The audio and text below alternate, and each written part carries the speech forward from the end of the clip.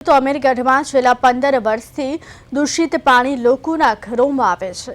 જો કે આ સમસ્યાના ઉકેલ માટે સરકાર દ્વારા 96 લાખની ગ્રાન્ટ ફાળવાઈ હતી અને ગામમાં પાઇપલાઇન પણ પાથરવામાં આવી, પરંતુ હજુ સુધી પાઇપલાઇનમાં પાણી સપ્લાય કરવામાં આવ્યું ન હોવાથી ગ્રામલોકો આજે પણ દૂષિત પાણી પીવા મજબૂર બન્યા છે। ભોપાલમાં દૂષિત પાણી પીવાનો મામલો સામે આવ્યો હતો, ત્યારબાદ ગાંધીનગરમાં દૂષિત પાણી પીવાથી લોકોનું આરોગ્ય કથળ્યું હતું અને આજે બનાસકાંઠા જિલ્લાના અમીરગઢમાં વસવાટ કરતા લોકો દૂષિત પાણી પીવા મજબૂર બન્યા છે।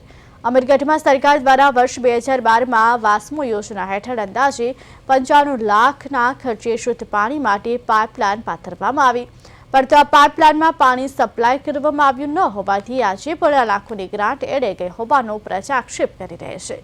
તો બીજી બાજુ ગામના મોટા ભાગના વિસ્તારોમાં દૂષિત પાણી આવતું હોવાથી લોકો હેરાન પરેશાન છે।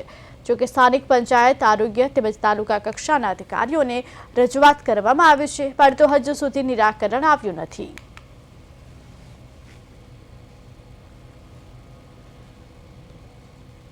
બીજું પાણી આવતું નથી। એકલો ગાળો ટંકી તમે જુઓ ને તો ગાળો બસ પાણી થઈ જાય છે। અઠવાડિયે ટંકી ધોવી પડે અમારે પીવા લાયક આવતું નહીં, બહારથી પાણી લાવવું પડે છે, કેમ્પસ મંગાવવા પડે છે। રોજના 40-50 રૂપિયા, 100 રૂપિયા, 60 રૂપિયા પાણીના થાય અમારે કશે લાવવાના અમારે રજૂઆત દરેક જગ્યાએ કરી, બાદ કોઈ અપડતું જ નથી। વર્ષ 2011-12 ની અંદર વાસ્મો દ્વારા 96 લાખના ખર્ચે પાણીની પાઇપલાઇન નાખવામાં આવી હતી। એ પાઇપલાઇન તો ચાલુ થઈ જ નથી અને મૂળ આજ પણ અમે દૂષિત પાણી પીવા માટે દૂષિત પાણી પીએ જ છીએ। કાલે પણ દૂષિત આવ્યું હતું, આજ પણ દૂષિત આવ્યું અને 15 વર્ષથી આવે છે। અમે 15 वर्ष पहला પણ આની રજૂઆતો કરેલી છે।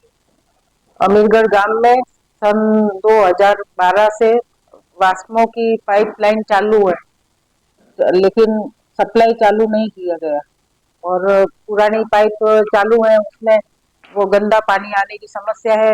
जो वो हम सब उसका निराकरण करते हैं, हल लाते हैं, लेकिन वो कहीं से ठीक होती है तो कहीं वापस गंदा चालू हो जाता है पानी।